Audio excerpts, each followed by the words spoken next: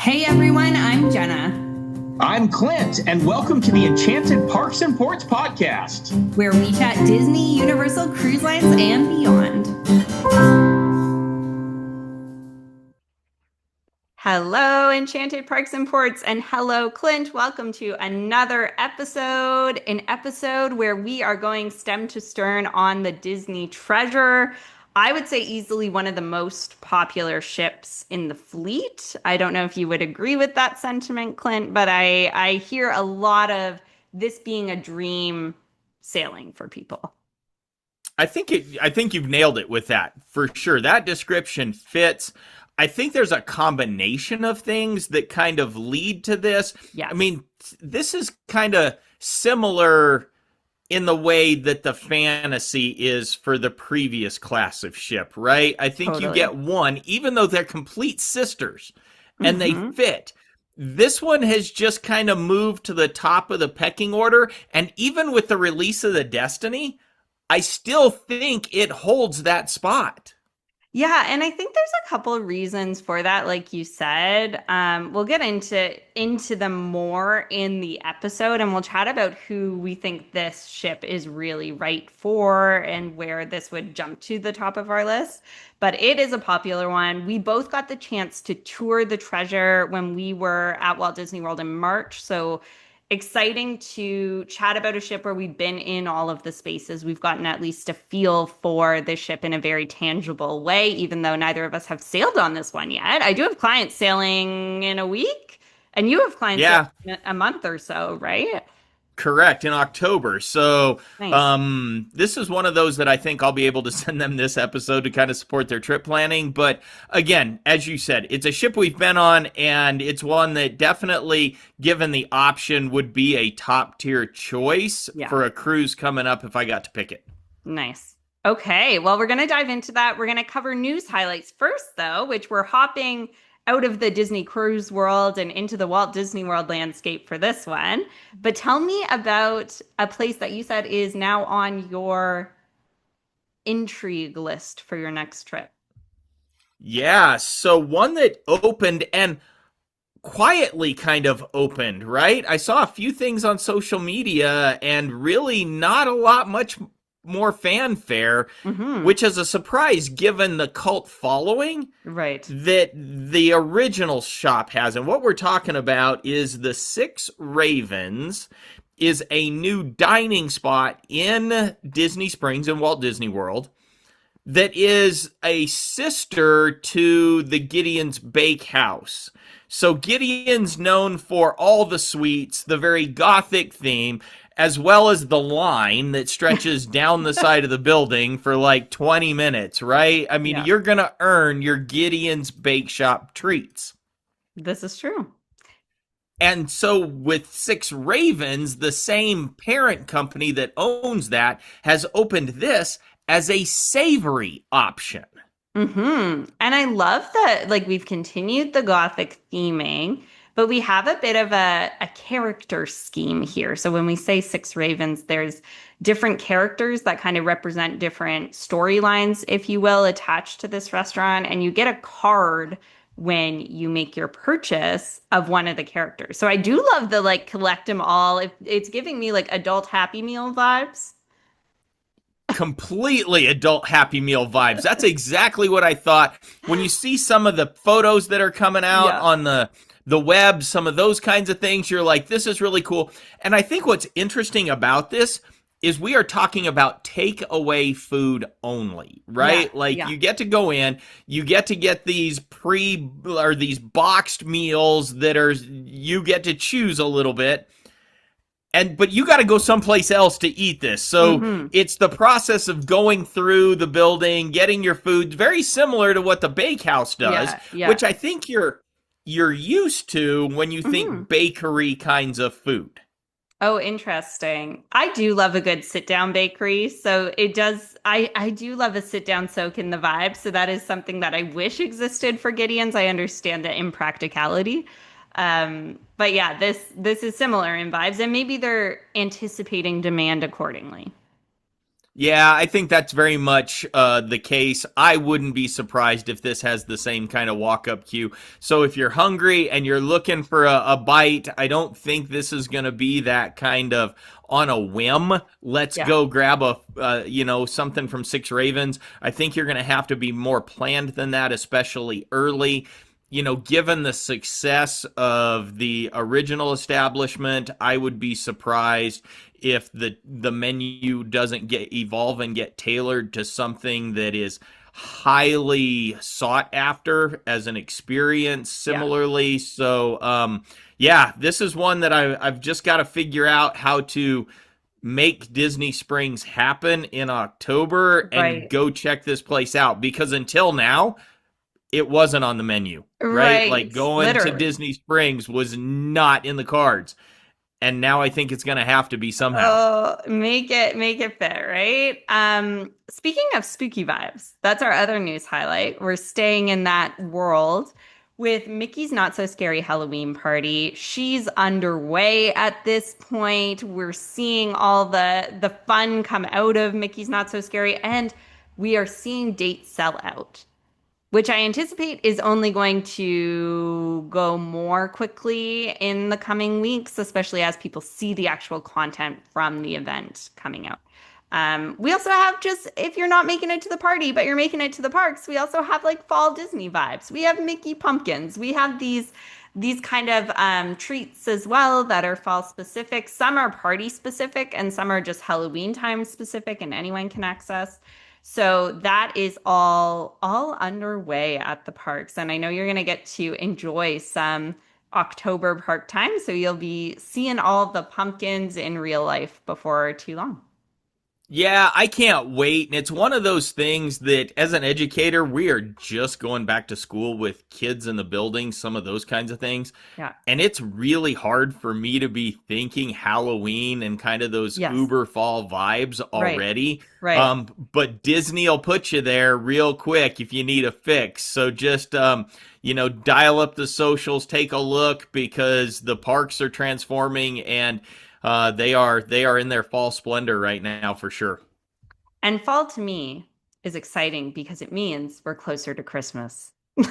So that's for anyone who's ready for those Mickey's Very Merry Christmas Party events, that we're one step closer, my friends. If you're not a Halloween girly, but Christmas vibes are where it's at, we're getting there too. So I'm excited for that. I always start thinking about Christmas when I see these events release because I'm like, now it's getting closer. In reality, it's currently August when we're filming this.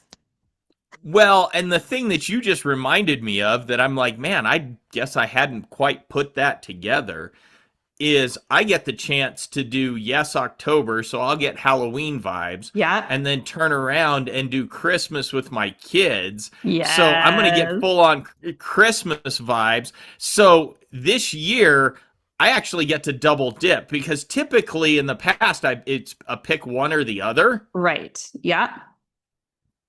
but I'm the lucky guy, I guess, who gets to do both. This year, you're doing both. I love it.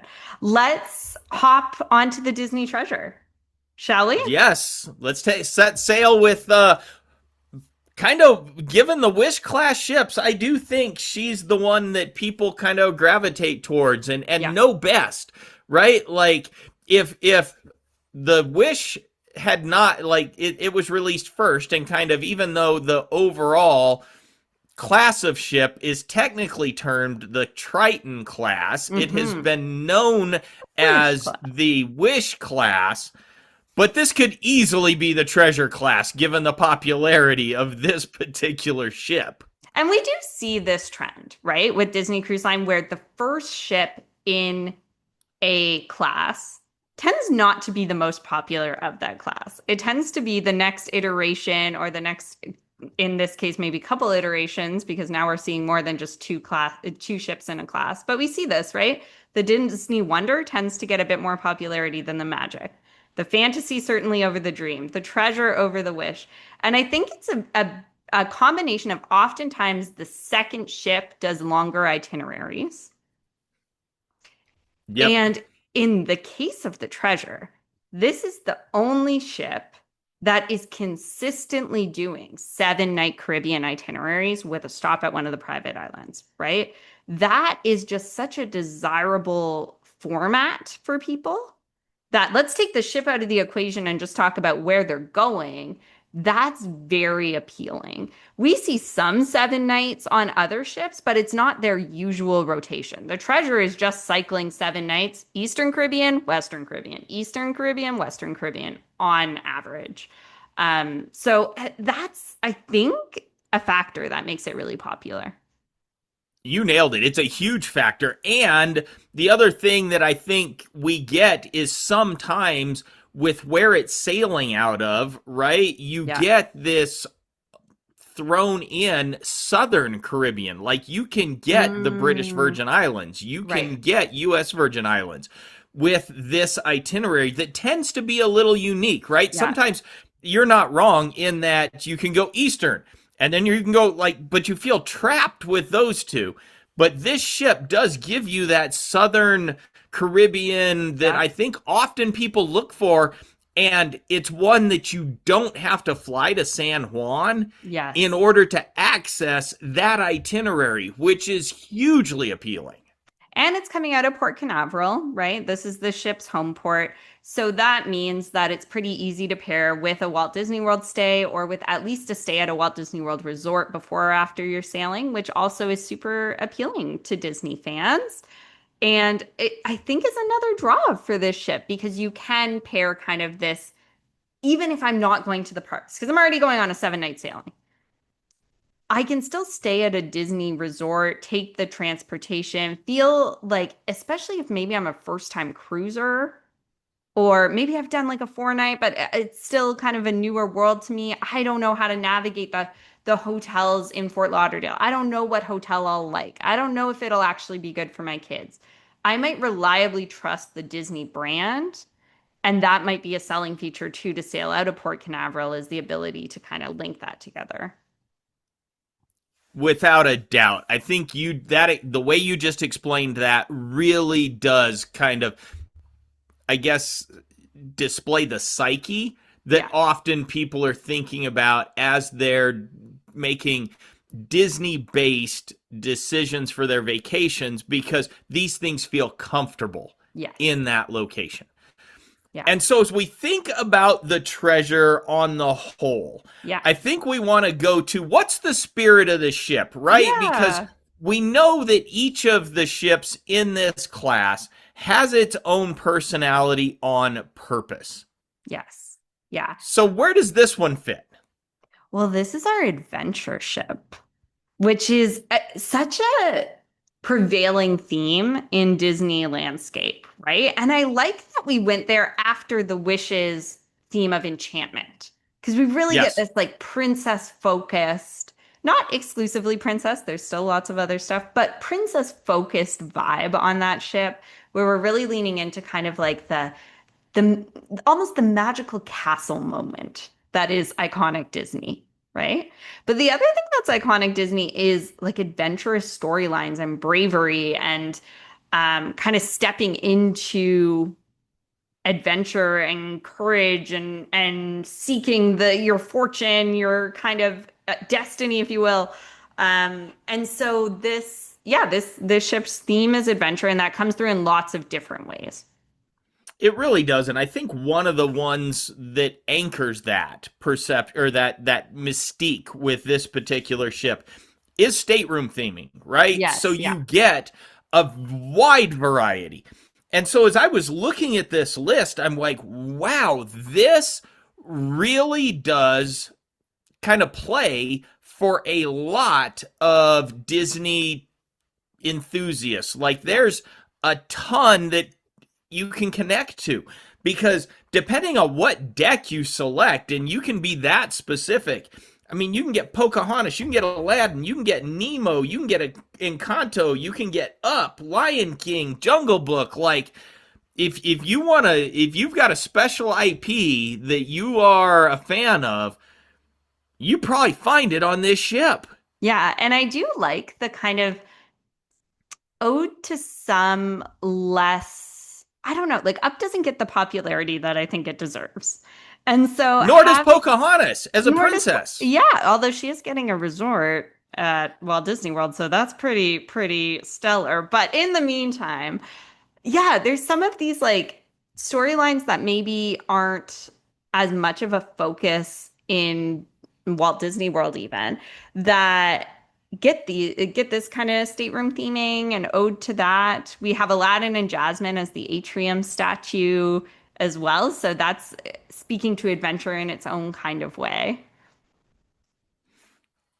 And I think with this ship, one of the things that it does is I think it's just got a great balance. Hmm. It like where the wish leans towards that enchantment, towards Yeah. that princess, I think, and then you get the heroes and destiny villains kind of with the destiny.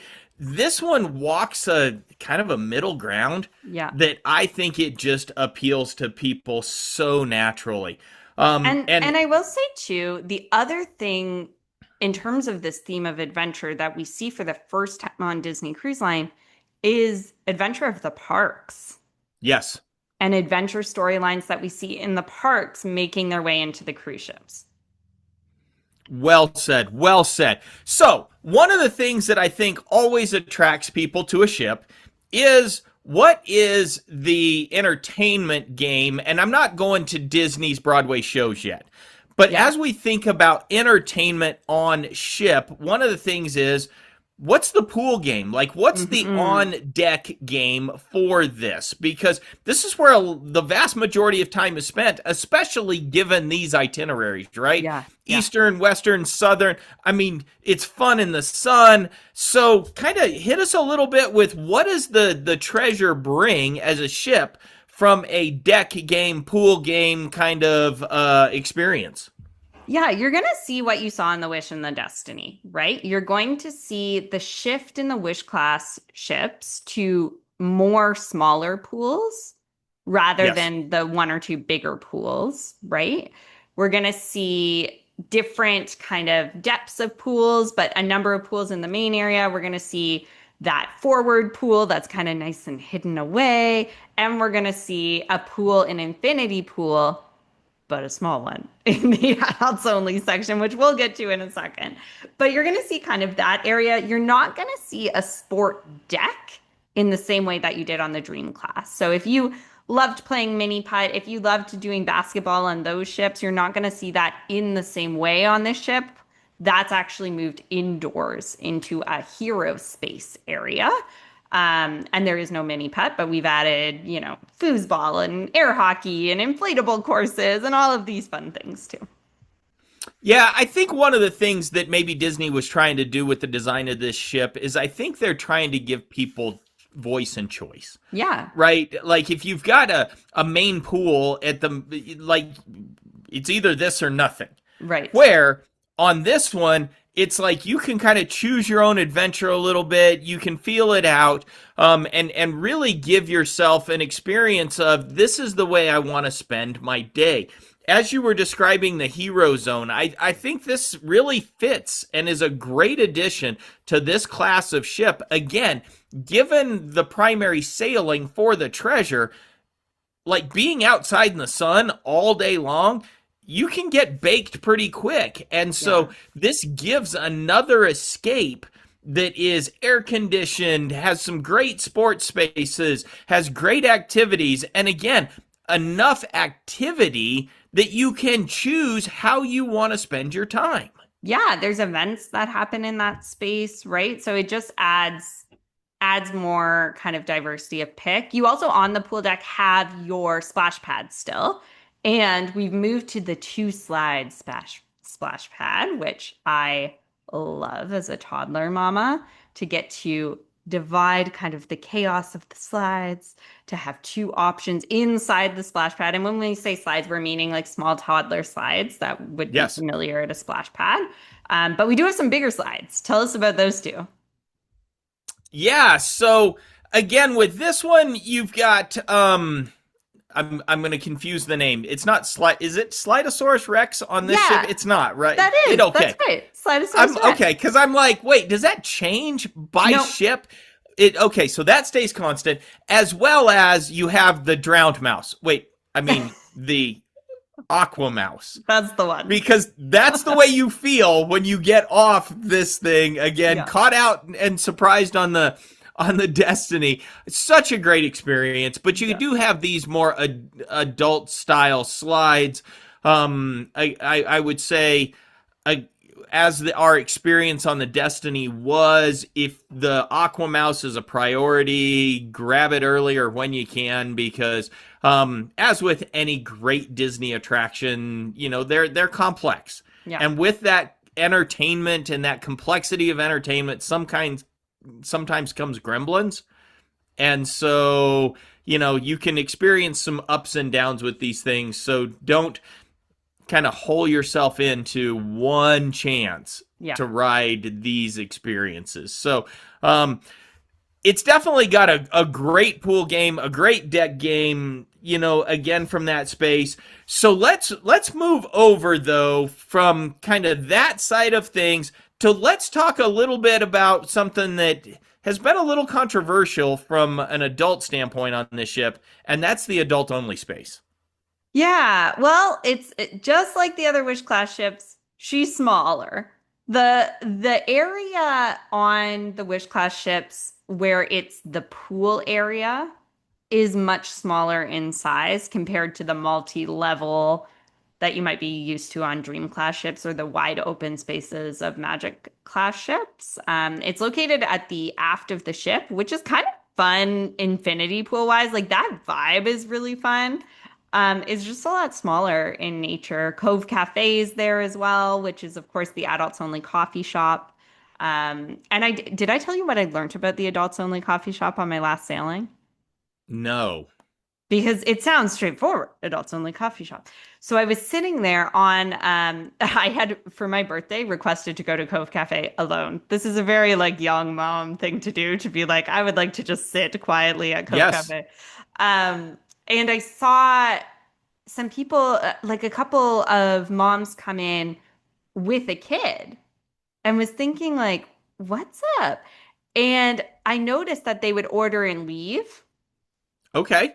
And so I asked the staff what the kind of rule was there, and they said, well, technically adults only, but if someone's coming in with a kiddo to order and head out, that's acceptable. So that could change at any point. But I thought that was like worth noting, maybe for people to kind of know that that's generally Yeah, and I can acceptable. understand that. I mean, they're Yeah, just trying to give that specialty coffee as yeah, an option, those kinds of things. I think, to your point about this particular space, especially on the Treasure, giving its itineraries, right? yes. Typically, these 7 night sailings will have, what would you say, on average, 3 to 4 port stops? Yeah, well, it will be three or four. If it's doing Eastern or Western, there's a different number. It will be three or four, and one of them will be Castaway. So as I think about that, the chances that you're gonna get a stronger amount of cruising only days Right. on a 7 itinerary versus say a 4 itinerary, that matters. And I Hmm. think that's probably where the impact of the smaller adult only space comes in for the Treasure, right? Yeah. Because on a port day, I don't think this area feels as small Yeah. as it does on a cruising day. Right. And that's when it does kind of suffer from the space side, because that's what we experienced on our Destiny, was the Yeah. one cruising day. Man, we were a little late to the game because we had done some different things earlier. We were going to cruise back to the adult only space, and man, that infinity pool, it would have taken a shoehorn to get in there, right? And all the deck chairs in that space that Yeah. had any kind of shader cover, gone. Gone. Yeah. Cove Cafe. It's like, well, let's cruise over to Cove Cafe. Well, apparently everybody else had that Had the same same thought. idea, Yeah. because you're looking through the windows and there's not a seat in the place to be had. Yeah. And I do think that's probably worse on Wish and Destiny sailings that are 4 nights because you have one sea day.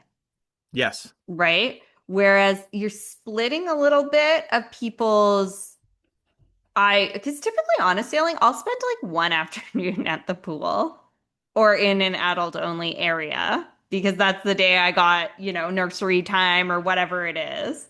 So you're probably splitting people that want to do other things inside. Maybe I'll hit trivia one of the sea days and I'll go sit by the pool the other sea day, something like that. You're splitting that in a different way on 7 night sailings. That's my bet as to how that plays out. But I think it's a reality that that space is just smaller. Get there early if you want prime shade spots or things like that.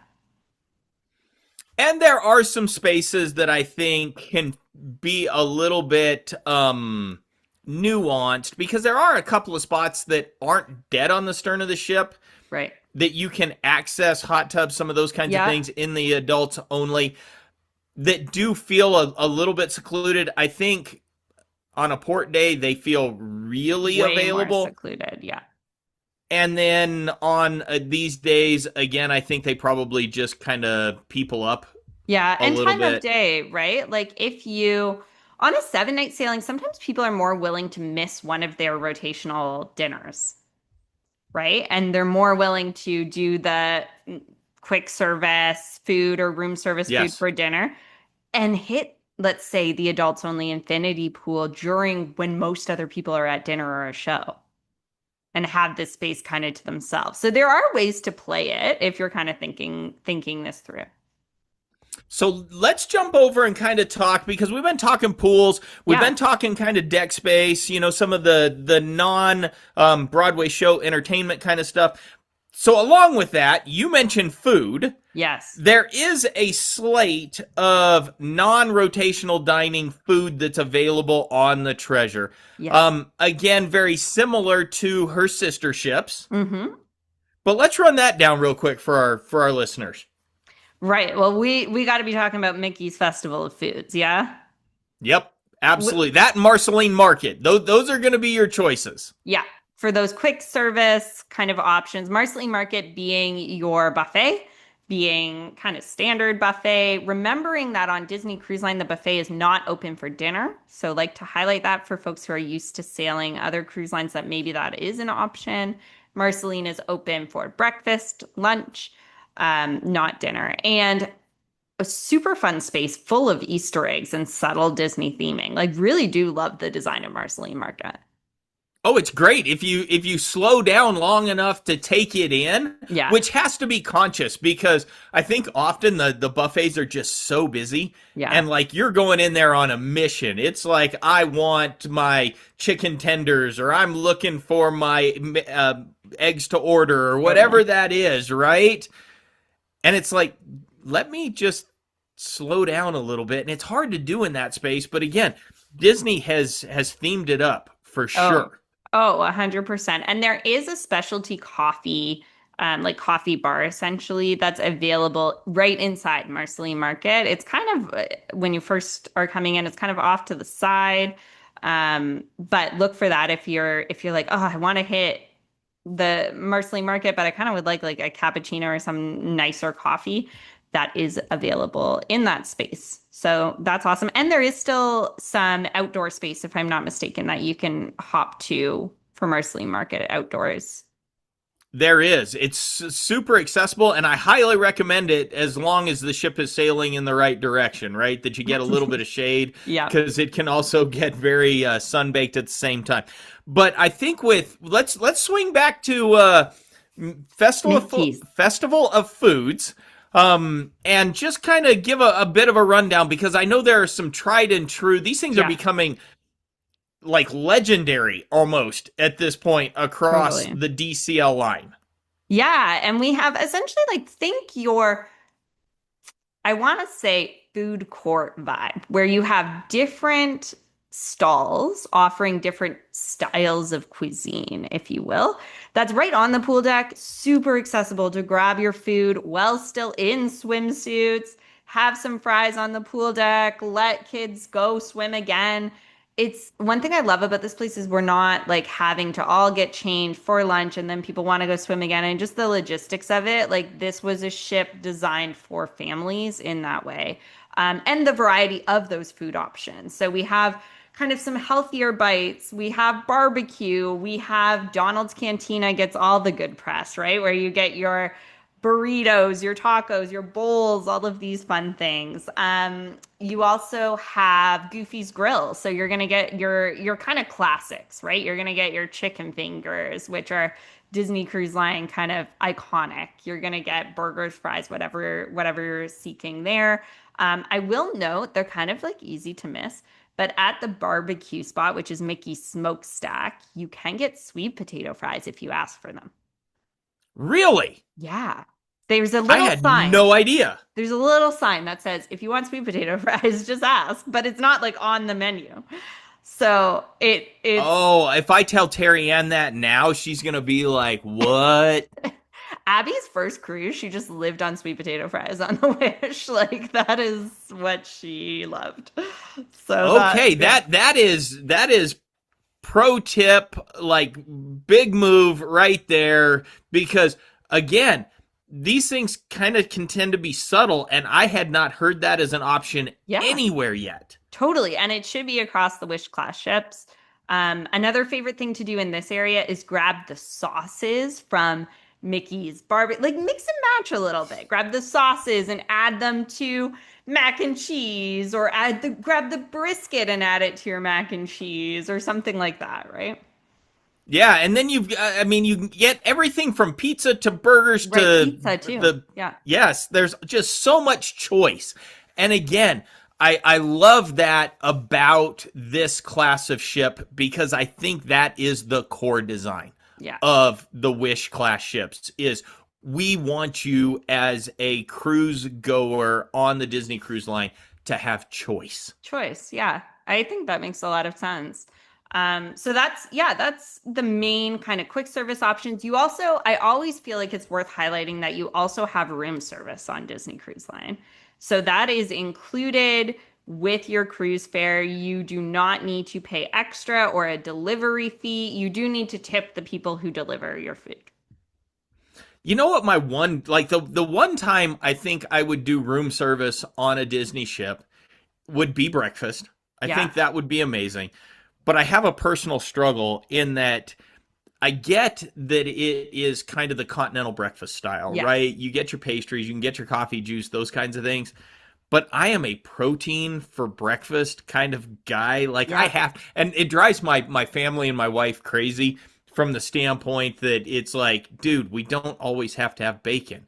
And I'm like, yeah, but we But kind of do. me too. Well, then you need to upgrade to concierge because as soon as you get to those one bedrooms with an actual table in your room, there is a menu for hot breakfast Ah, great point. So now I've just got to level up my cruise game for bacon. for bacon, You need which to is a must. pay the bacon to get the bacon. I have to pay the bacon price. Yeah, That is hilarious. All essentially. right. So let's stay with this theme of choice because I don't want to go to rotational dining yet, but let's think adult choice Yeah, on yeah, this ship. Because again, very similar to the sisters, but some significantly different vibes across some of these adult choice spaces. yeah. Well, you gotta run down some of this for us because you're the parks guy. And this is where we start to see some parks on board. Tell me more, Clint. Yeah, so I think as we think about the lounge spaces for adults across this ship, um, again, I think about it compared to what I now know of what I spent on the Destiny, and I'm like, I would love to get into a few of these spaces. So I'm just going to start out with the one that's probably the biggest space from a lounge standpoint, and that's Yeah. Skipper Society. This is kind of based on your Skipper Canteen, but also bringing in kind of more that Society of Explorers and Adventurers vibe, where they're just trying to give you staying with that theme of adventure for the ship, right? They Yeah. want you immersed in this. You're on an adventure. You're taking your vacation adventure. I just think that this space in particular is super cool. Just from a concept, I really like it. Honestly, better than compared to say the Sanctum on Hmm. the Destiny. I think the vibe just fits so well. Periscope Pub is one that I want to, and we got to experience a little bit. The ceiling in this place, how good is that? Super cool. So as you look up, you see fish swimming by, right? And I feel like I might have said this on a past podcast, but this is one of those facts that I love. Our lovely tour guide who was touring us on the ship pointed out that the projections of the fish were actually taken from the aquarium at Epcot, which is super fun. Again, it's an ode to parks. So good. And so with this, you just get this Nautilus kind of Yes. 20,000 leagues under the sea, kind of a vibe in this space.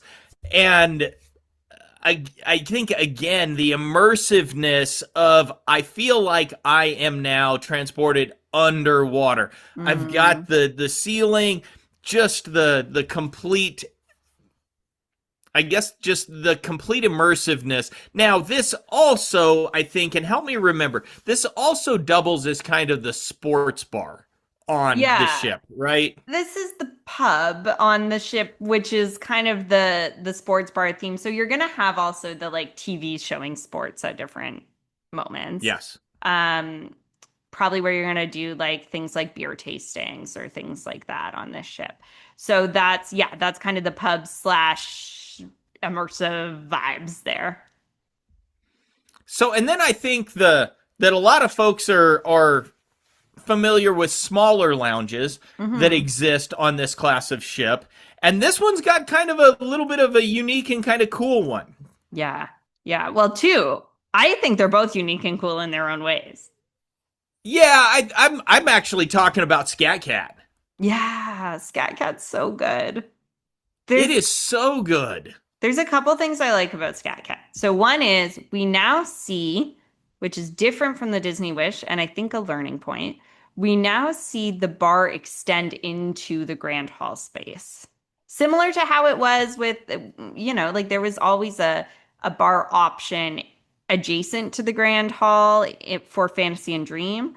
So this shows up again on the Wish class ships, which I think is great for people to be able to kind of like, for example, the grandparents would sit there and have a pre-dinner beverage on the Fantasy while Abby was dancing in the Grand Hall waiting for dinner with other kids. Like super great way to kind of navigate being with the grandparents, being with us, being with her, like just giving more options of spaces for people to kind of sit and be and yeah, and luxuriate a little bit. Plus, the theming is so good. An Aristocats piano bar, amazing. Oh, it's so good. And I think the one thing that this gives is I really like the way this theme fits with this size of space, right? Yes. Because you don't get kind of the speakeasy hidden aspect Mm, of this, but it does give you that nostalgic kind of vibe that you get with that period correct yeah. kind of connection that is Aristocats, full piano bar. Just this Yeah. is one where I think the credit just needs to be given. Yeah, it's great theming. It's a great way to tie in some Disney IP that often gets again for a little forgotten in the parks, but gets center stage here and is well loved. And I do love that one of the paw prints on the piano is one of the Imagineers' cats. Like, how sweet. How sweet is that? That's super good. Yeah. And then the final space, well, maybe not final, because there's one that we know is hidden before we go to the last formal lounge space. Yeah. There's one that we have both talked about and we know exists. Mm-hmm. And you have sailed the Wish, Yes. and I have sailed the Destiny. Sure. And neither of us have done this. Oh, yeah, this is both of us somehow have messed this up. I've sailed the Wish twice and still never done this. Like this has got to be a top shelf must do the next time either of us Yeah. is on this class of ship. So And share this hidden gem, because it is hidden, yeah. And its with our hours are listeners. weird. Its hours are weird, so that could be part of it. We're talking about hooks. We are talking about hooks, So at and Hooks not just for a Barbering, haircut. Yeah, not for haircut. I don't actually have any interest in getting my haircut or my beard trimmed at Hooks in particular. But I do have an interest in going to the secret old-fashioned specific bar, which is like that's both of our favorite drinks. We both It love is. like secret hidden Disney things, and neither of us have gone there. What's happened? But they do have different hours than typical lounges on board. So watch for that because Lucas and I did try on one of the sailings. We went and they had closed. So Oh, I you were will, that we close. were so close, but we've never actually partaken. And it's kind of like the elaborate, over the top, like smoke infused, all the things old fashioned. Great reviews, like stellar reviews from anyone who's had a bevy there. So put that on your list if not already on your list, because it's supposed to be a great one. So we will at some point on this podcast give a review of our experience at Hooks because one of us will make it there at some point in our lives. But at the moment, we can just tell you it exists and that it has great reviews. And then the final space, and the one that I think when this ship launched got all the press. Right? Yeah. Like Yeah. this space was the reason a lot of people started choosing this ship, and that's the Haunted Mansion Parlor. Right. And it was our first destination on the sister ship, the Destiny. Like we got through the Grand Hall, we like Right didn't there. even stop moving. Kind of said hello to Cruella's or DeVille's as we Yes. kind of Pass waved by. by, and then went straight to the Haunted Mansion Parlor. And if you're a Haunted Mansion fan, this place just hits. There are so many effects, so much theming. It is as good as advertised. Yeah. People love this space. And there is some kind of murder mystery storyline to this space. Did you get invested in that when you were in the space, or you were just soaking up the vibes? We were just soaking up the vibes, like Nice. really just taking in all of the Easter eggs, both and they come at you in this space in so many different ways. Yeah. Obviously, heavily visual. Right. But then you get the music and you get the little quips of voiceovers and just all the nuance. Yeah. Yeah. And it's phased, right? So the more you're spending time there, the more little things you're noticing, which is super fun. This one I think was far and away from Hyperspace Lounge, which was on the Wish class ship. Like there was just so much more done with this concept in this space that they even repeated it on the Destiny, right? So this is for Haunted Mansion fans an absolute must. There is one other lounge actually that we didn't name that I'm particularly fond of, which is the Rose.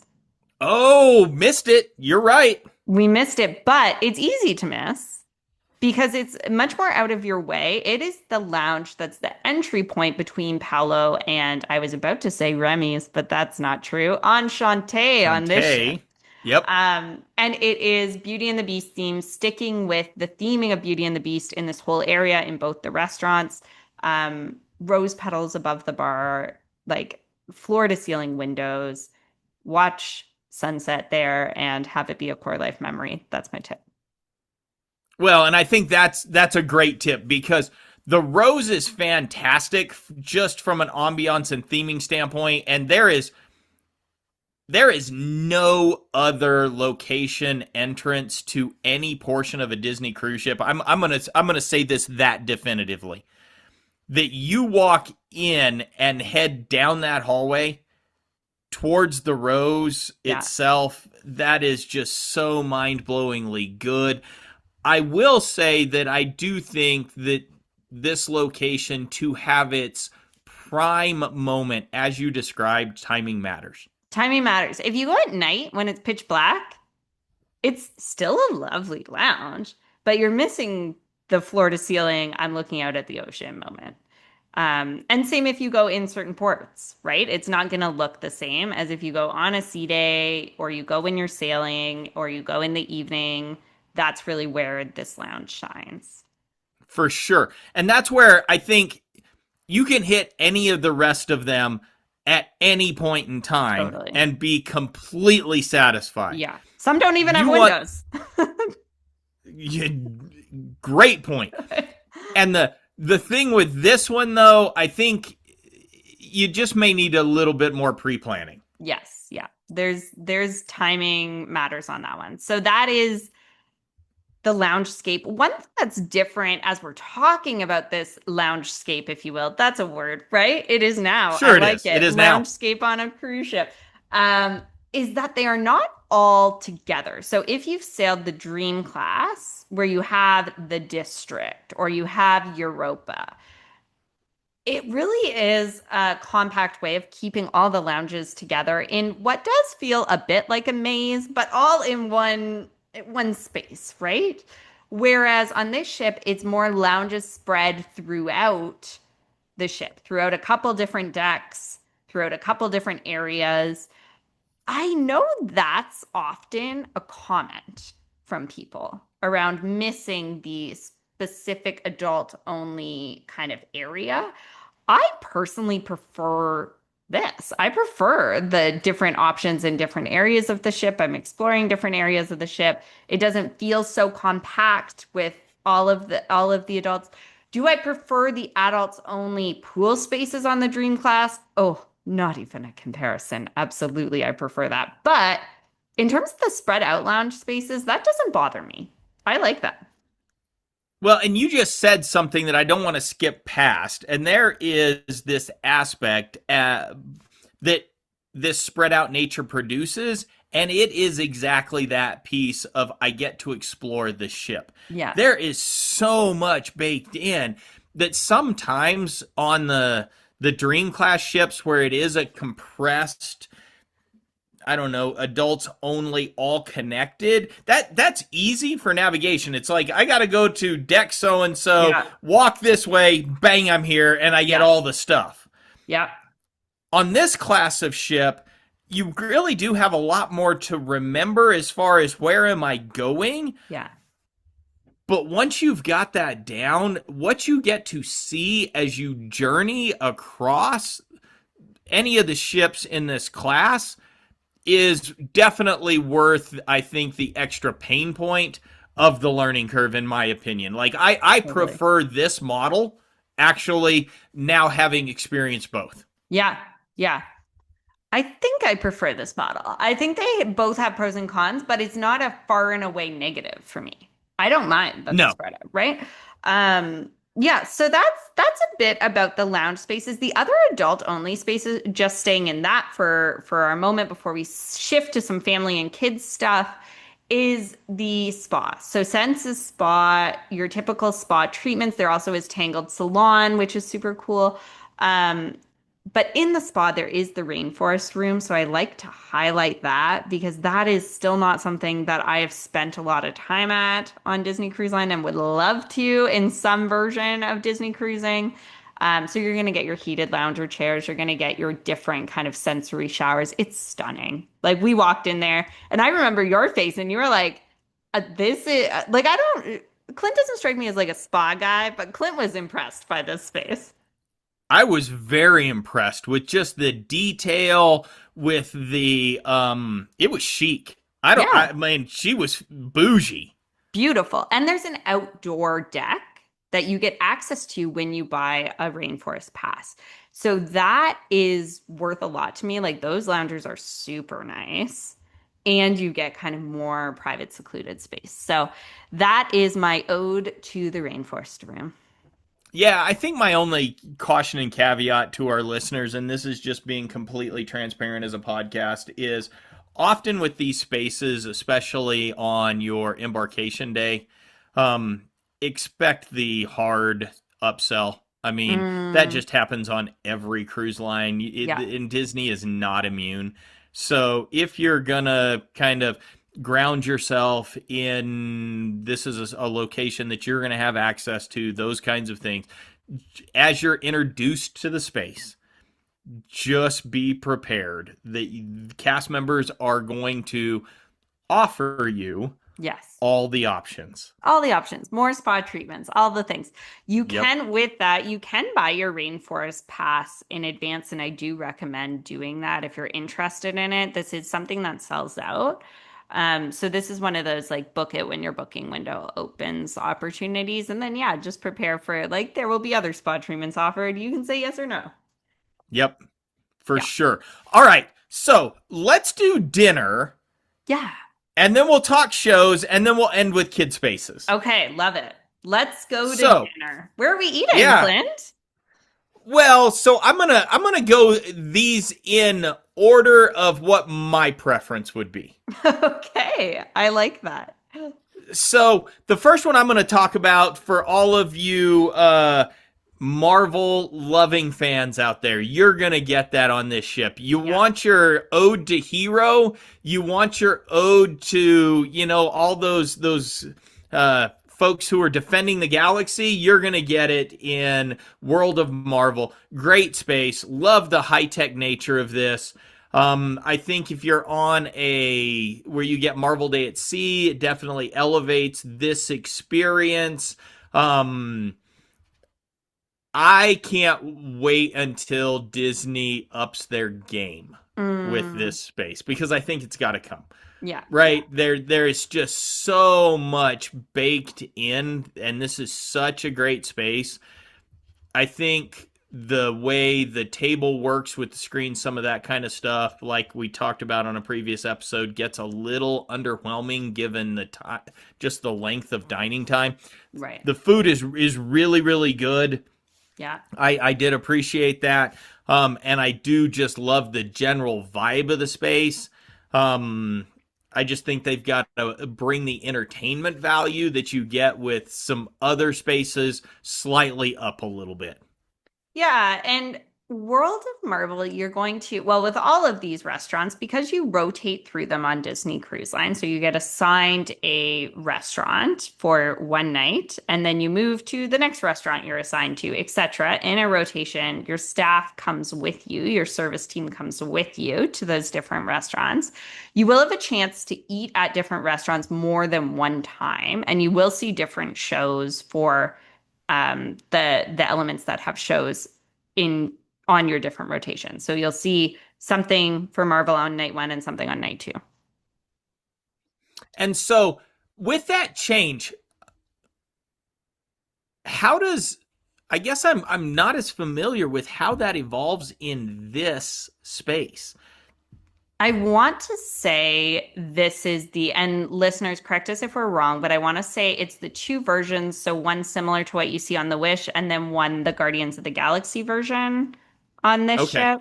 But there is two, right? The other one that you get to is maybe where we hop next, which is Coco.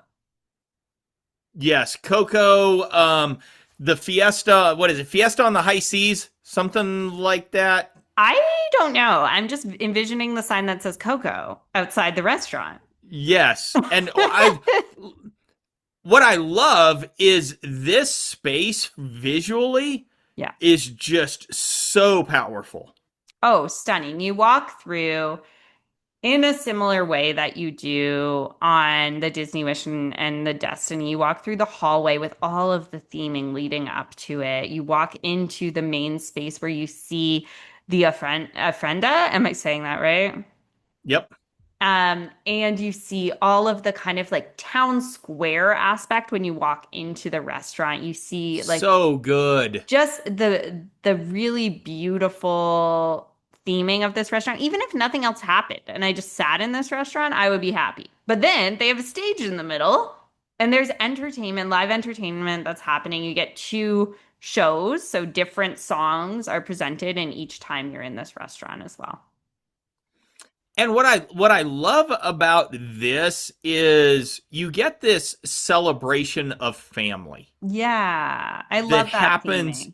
in this space that I think just connects with the cruise experience so Hmm. well, right? Yeah. Because typically cruises are more celebratory kind of family events. Hmm. And so I think this elevates that connection, that familia bond. Yeah. I love it so much. I mean, Feast of the Lion King is incredible. Love the theming, love the Yeah. experience in the space.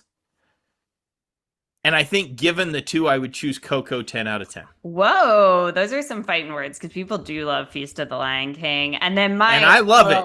my little princess lover, I'm not sure if she would choose anything over Arendelle, but all are amazing spaces. You can expect great food at Coco's too. You can also expect noise, right? This is a Yes. open space because of the stage in the middle. So lots and lots of voices in this space that are in one room, not sectioned off in the way that other dining rooms are to kind of help control noise because everyone wants to see the stage, right? That makes sense to me. And there's music on the stage. They do take breaks during your meal to kind of allow for chatting and things like that. But just to highlight for anyone with noise sensitivity, like this will be a noisier one. Well, and it's interesting because it's not full family style seating, but it resembles that, right? With just the way Right. the tables are Yeah. arranged and some of those kinds of things. So know that you're always seated close to other people at dining. For Yeah. some reason in this space, it feels more Closer. intimate in Yeah. that Yeah. way. And just expect that also. Yeah. Yeah. That makes sense. And there is one other dining establishment that your menu will change if you're eating at this place more than once. The experience won't because it's more kind of upscale steakhouse style. And we're talking, 1923. We're yeah. talking the one that. Do you get to sit on both sides or do you have to stay on Oh, the same side? I wonder. I'm not sure. That's actually an interesting question. I'm not sure. It's by table number, right? So I would It is. imagine that you'd be sitting in the same spot How cool would it be though if you got to sit like on a in a extended different sailing like location. this, if you got to sit on both sides, because they both have their personalities. And Yeah. with 1923, for our listeners, one side is themed to Walt himself, the other side is themed to Roy. Yeah. This is an homage to the brothers and just how they built their company. 1923 is the year they launched the Yeah. Disney brand and Disney company, and so just such a deep kind of IP blast in this Hmm. space, but in a very elegant, upscale kind of way. Yeah, I love the kind of sketches, the concept art, the little Easter eggs and bits around the restaurant to kind of look at and take in with different theming. I also just think it's in two sections for noise reasons because this Yeah. restaurant does not feel loud. This restaurant No, feels more like I'm at a restaurant in Toronto. Yeah. yeah, I think you're right. And for me, it almost feels like museumy without being Mm, stodgy, right? interesting. Like Yeah, like that this is that fits. Yeah, that makes and sense. so I just encourage listeners, get up and walk around. Like you Mm, get to see a little bit from your table location, and you get to see a little bit as you're seated by your cast member team.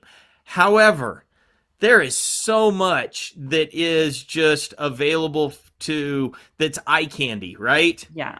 And I would say too, go to breakfast here. They often are offering the sit down breakfast at 1923 on this ship. So go to breakfast here. Eat somewhere different in the restaurant. Get seated somewhere different. Notice different things, and just be in the beauty and kind of the elegance and luxurious, dare I say, nature of this space.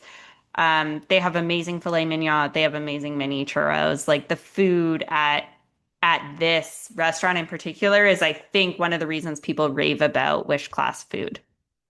Completely agree. And so there are two other dining spaces that if Yes. we race past these, this would not be allowed by my co-host Mm-mm. because these one in particular holds a deep rooted special place. Yes. So Jenna, I'm going to let you run these down. Give our listeners what is available to me outside of rotational dining if I want something that is more specialty in nature. Yeah, so there's two specialty restaurants. Both are adult exclusive. So you do need to kind of arrange for kiddos to be at kids clubs or with someone else in your sailing party, that type of thing. But we're talking Paolo and Enchanted. both are off of the Rose Lounge. One is themed to Cogsworth and one is themed to Lumiere. Paolo being Cogsworth, Enchante being Lumiere. Enchante is the Disney Cruise Line has spoken about it as the most fine dining you'll get at sea. This is a top tier fine dining tasting experience with either a French menu portion or kind of a more Americanized menu portion. I haven't eaten there myself. It's on my list at some point, but this is really a top tier special fine dining experience. They do have some other experiences in Enchante, like they have a dessert tasting, things like that. That if you're not quite sure you want to go all the way to the Enchante, sit down, many course, multiple hour experience, but maybe I want to try like some upscale desserts and experience the space, the dessert option might be a good pick. And then we have Paolo, which is more accessible, I would say. More accessible. I don't want to say fine dining, but upscale dining. Yeah, I think that like the to me, Palo's the splurge, Right. and Enchante is the super splurge. It's the celebration. Paolo's the Yes. splurge. Enchante is the bucket list. That's kind of the vibe, right? And Paolo does offer both brunch, but very select days, usually sea days, or one sea day, and dinner. Dinner much more available to get reservations for than brunch. Brunch is tricky to grab those reservations, especially if you're a first time cruiser. Yeah, your castaway status matters when it comes to trying to grab that brunch. And again, we would recommend for our listeners, Palo needs to be on the list. Yeah. It is worth the experience. It's one of those things that I think just brings in that elevated sense of I'm doing something great for me as an adult on a Mm-hmm. ship that is, I mean, let's be honest, it's designed largely for kids. And It's and designed so for from that families. standpoint, Totally. this gives that kind of kiss to the adults Yeah. that is so good. But this is why I think I love this existence on this ship is I don't believe Disney Cruise Line ships are designed for kids. I believe they're designed for families. And this is the moment where parents can have a date night Yep. on their vacation, even if they don't have support of other people traveling with them. And that's something I love.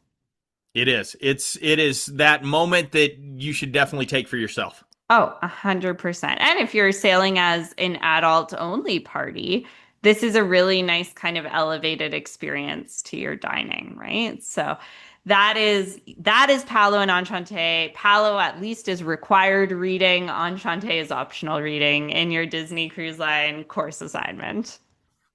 All right. So now that we've done dinner, let's talk about some shows. Yes. Oh my goodness. The shows on this ship. So good. Mm-hmm. So good. So we have set sail on a wish. Wait, nope. That's that I guess that should count as shows. We do have your standard deck parties.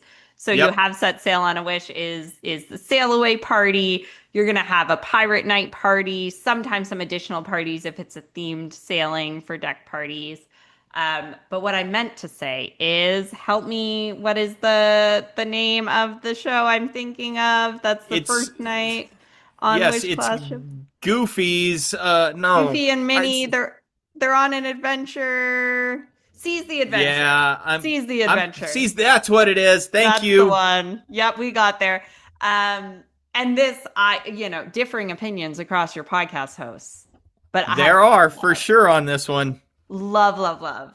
This is such a good kickoff to your cruise, a good introduction to Broadway style entertainment for your kids.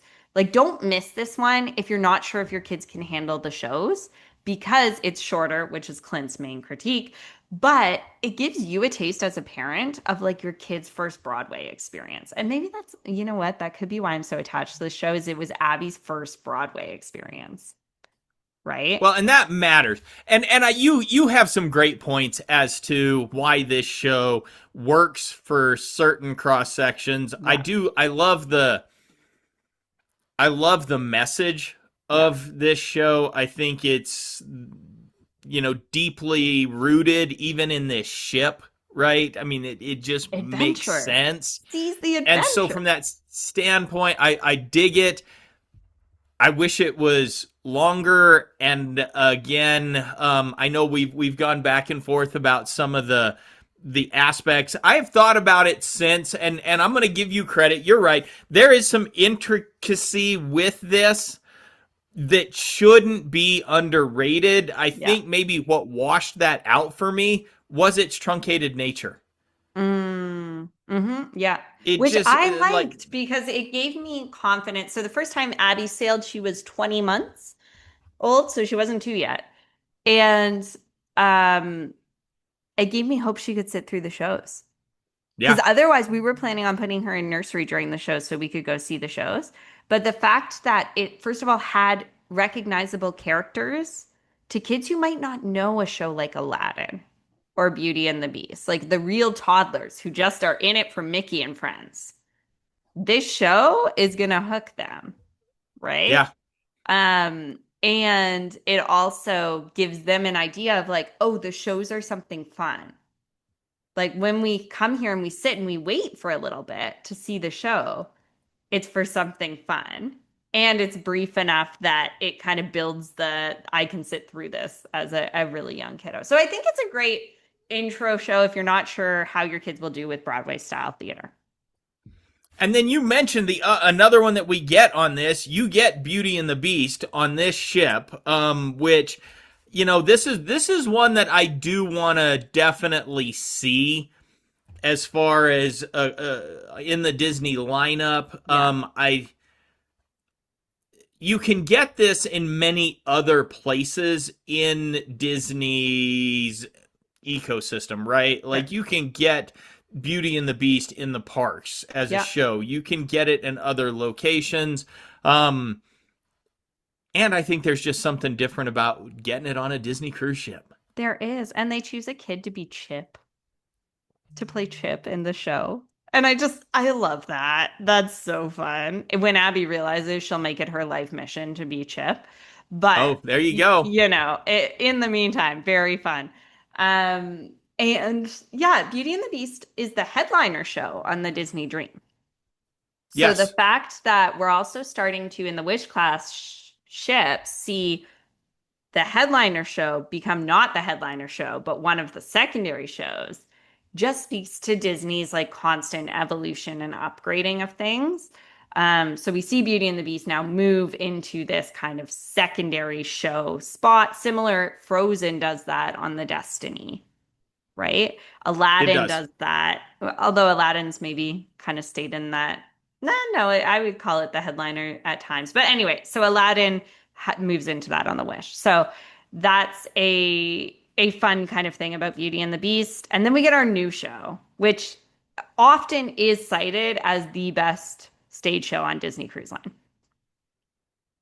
Yeah, I think it's definitely cited that way. It's Moana. I Yeah. think just such a huge connection with a fan base for this particular show itself. It gives a larger than life presence on the stage with the puppetry, some of these kinds of things. I'm gonna say, like, Hercules has got to give this thing a run for its money on the Destiny because, again, we just see with this entire range of ship, these marquee shows, Disney has worked hard to up their own game. Yeah. And it's actually quite cool. If you're interested in kind of the making of this stage production, there is a documentary on the making of the Disney Treasure on Disney Plus, and they really go into all the thoughtfulness of design into this show. So I highly recommend checking that out if you are a musical theater nerd like myself. And I think we would share with listeners, don't skip them. Like, Yeah. just Oh, they're so if good. you got to Don't skip. sacrifice something on the cruise, this is the one thing that I am not sacrificing. And it's much easier on a 7 night, right? Because it's not every single evening of your sailing that you have one of these headliner shows that you're trying to make happen, right? There are some nights you can go to bed earlier if you want to skip the evening entertainment with your littles. Whereas on a 3 night sailing, you're getting the three headliner shows back to back. and it can feel like a lot for some families. Do you know on these longer sailings, do they do a matinee on some of these days? They often will do a matinee on Moana Day. They'll do that one Okay. as a matinee, typically. Not always guaranteed. So check your Disney Cruise Line Navigator app on board. And then there will be some kind of other evening entertainment. There's often like a comedian or a magician or some kind of other theming. Sometimes it's playing a movie in the main theater. Sometimes it's one of the deck parties, right? So there is always something going on, but you'll have the three shows regardless of how long your sailing is on a Disney Cruise Line ship, you'll have the three Broadway style shows 3 of the nights. All right. So since we're talking entertainment, let's downshift to entertainment for our littles. Kind of Yeah. talking what this ship brings. We know this class, again, really invested in the kid spaces. I mean, all Disney ships have invested in kid spaces. But with this one, again, they continued to kind of broaden their opportunities for kids. So what are you seeing on this that just stands out from that, toddler parent or I think just a range of kid offerings? Yeah. Well, toddler parent, let's talk nursery. So under 3 and above 6 months, which you have to be to sail. So essentially any youngest sailor on Disney Cruise Line, and I said under three, it can actually be 3-year-olds. It can be up to their fourth birthday if you'd like. Um, they can access It's a Small World Nursery, which is a paid additional service, but very small fee, well worth your money. They have a beautiful It's a Small World themed nursery space in there, like stunning. I just want to hang out and see all the different characters and their small world versions in this space. And they have Mickey and Minnie's Captain's Deck, which is a new addition on the Wish class ships. It's like a little playground space, different interactive components. They do like a Minnie's Captain's Academy event in that space, lots of different fun things. And it's really cool the way the ship's set up. They can actually access it and close it off to the rest of kids' clubs from nursery to add it into, let's say they have a ton of toddlers in nursery, they can allow those kids to have access to that to play in a secured space. Or they can close it off from nursery and have it be open house hours at toddler time or things like that. So love the way that they play with that space here based on who's at nursery too. So then as we move up in age, we Yeah. get the Oceaneers Club, Yeah, tell us right? about Oceaneers on this one. Oceaneers on this one, I think, is just really incredible because you get the Marvel Superhero Academy, but then you also get Star Wars Cargo Bay, Yeah. which to me, when we walked this space, I was like, can I just like set up D10. camp? Yeah. Because it was so incredibly immersively themed and they weren't doing anything when we were really there, right? I Yep. mean, it was a bit of a introduction meet and greet kind of thing. But man, the vibes in just both of these spaces kill it. Oh, totally. And they also have Princess Fairy Tale Hall. Yes. Oh my goodness. I love this space. It's essentially like a bunch of little princess rooms themed to different princesses. So, like, the art studio is Rapunzel. There's a library that's Belle themed. There's an Elsa and Anna kind of area. Um, just so magical. And the princesses do occasionally show up for different things in this space. So, it's really you wanted to stay, your inner child wanted to hang out in Star Wars, my inner I child did. wanted to hang out in Princess World.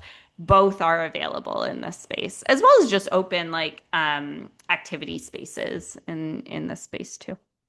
I think for that creative side, and this is one where I was like, man, Star Wars was the space, but this one was good. Is you get the Imagineering Lab, Yeah. where you can go and step into the shoes of somebody who's creating things for Disney, and they've got some really creative options that way for kids. So I think it's one of those things that keeps it from getting stale and dull, right? Yeah. Especially Yeah. thinking longer itineraries, those kinds of things.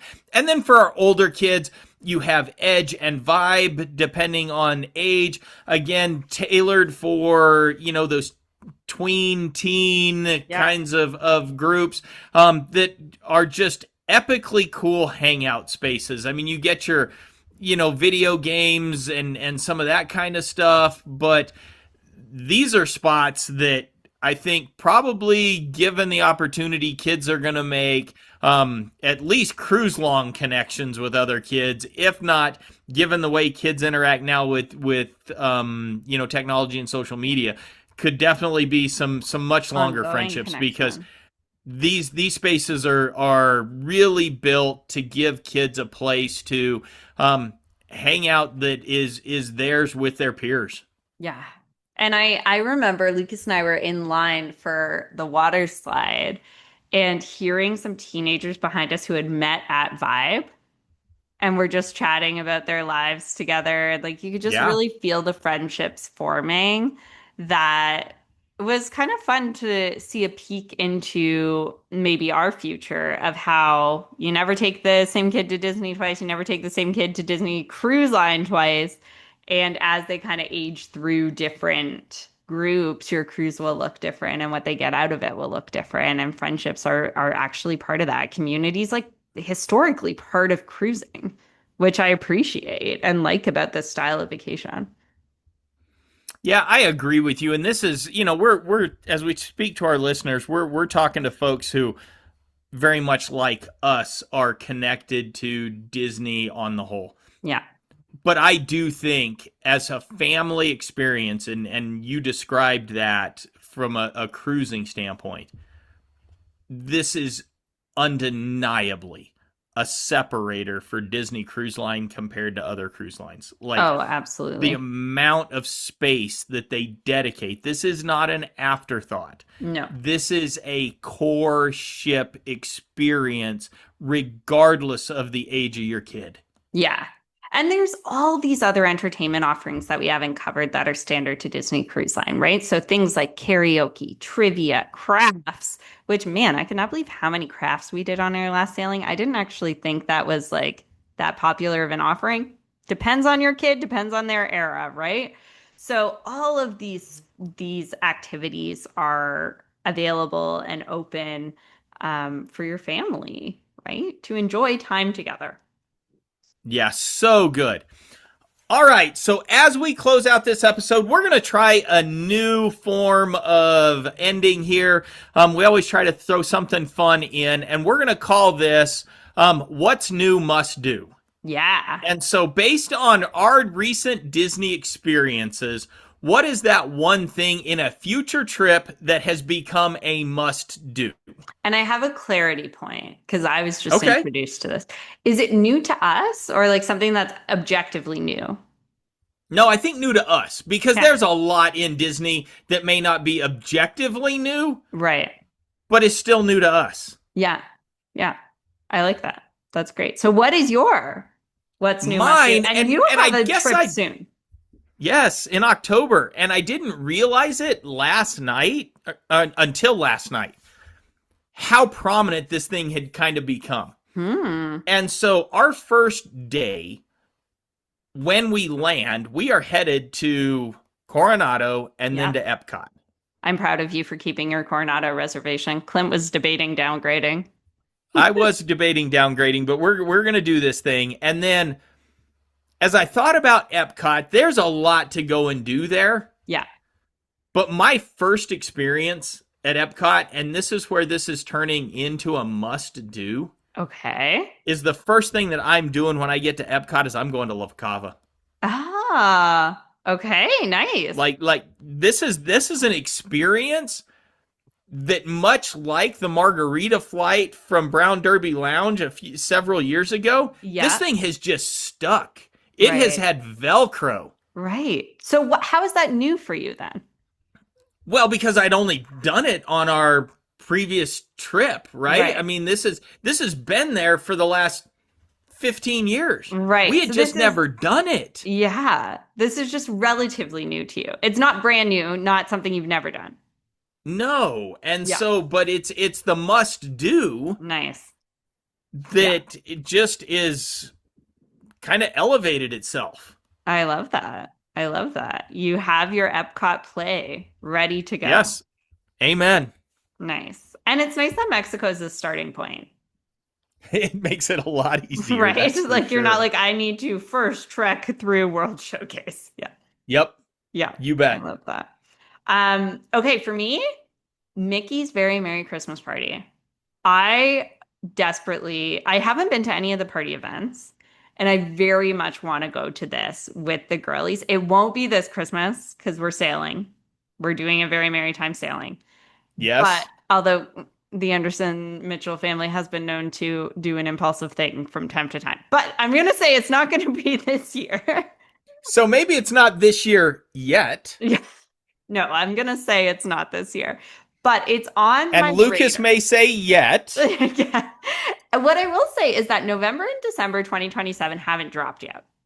Yeah, But when they do, I will be booking something because I want to Disney Christmas next year. that's awesome. I love that. And such a great experience. And it, Yeah. it is the kind of the marquee premier seasonal party. Yeah. This one gets all the loves, right? And As it should. I'd like to do it before I have to buy 4 party tickets.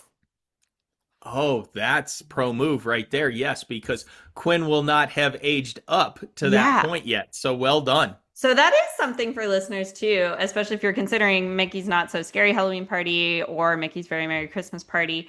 The rule of they don't need tickets under 3 still applies to these events. So just throwing that out there for the 2 almost 3-year-old families. If you hit Go do party it season, it might be the time. Yeah. without a doubt.